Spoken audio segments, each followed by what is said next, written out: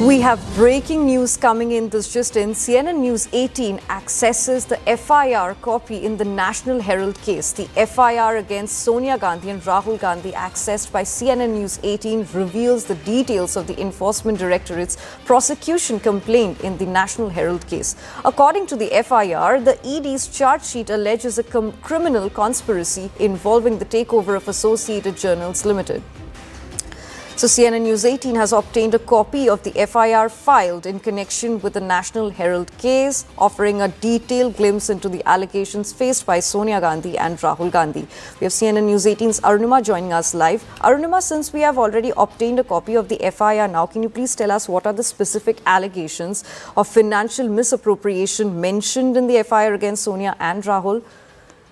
So the allegations remain the same as what the Enforcement Directorate's prosecution complaint or charge sheet really dealt with. What the ED has found in its investigation, and that has been detailed in this FIR as well, is that Sonia Gandhi and Rahul Gandhi, in effect, were handling the entire effort, the entire matters of National Herald and Young India. The allegation that a shell company based in Kolkata was floated. This shell company used 50 lakh of its revenue, and that was routed to Sonia and Rahul Gandhi, who then bought the shares, or basically the entire worth of National Herald and Young India, worth about 2,000 crores. That was round-tipped via this shell company. This was part of a conspiracy. This was cheating of the AJL shareholders, the parent company, and even the trust of the donors of AICC was not really upheld. That's what the FIR says. Just quoting from that part, it says original shareholders of AGL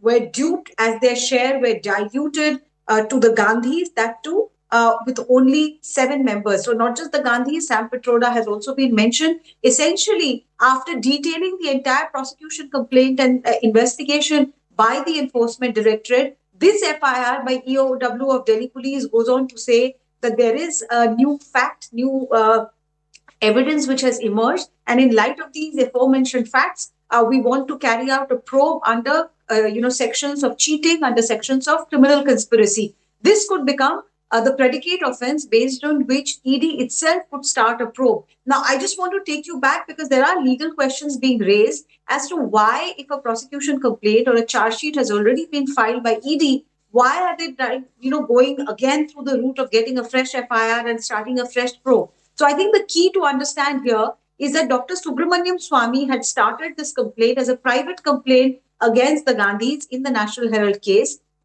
And in that particular matter, it appears that Dr. Subramaniam Swamy and the Enforcement Directorate are taking, views which appear to be not on the same page. The matter reached Delhi High Court as well. And there is an apprehension within the Enforcement Directorate that because of this stalling, because the private complaint from Dr. Subramaniam Swamy is not taking the same route as the investigating officer of the IO, therefore this entire case could suffer. That perhaps is a reason why an independent FIR, independent of a private complaint, is also now being looked at by the Enforcement Directorate, where the predicate offense is being registered by Delhi Police after a reference from the ED. Right, Arunima, thank you so much for breaking down the whole matter for us.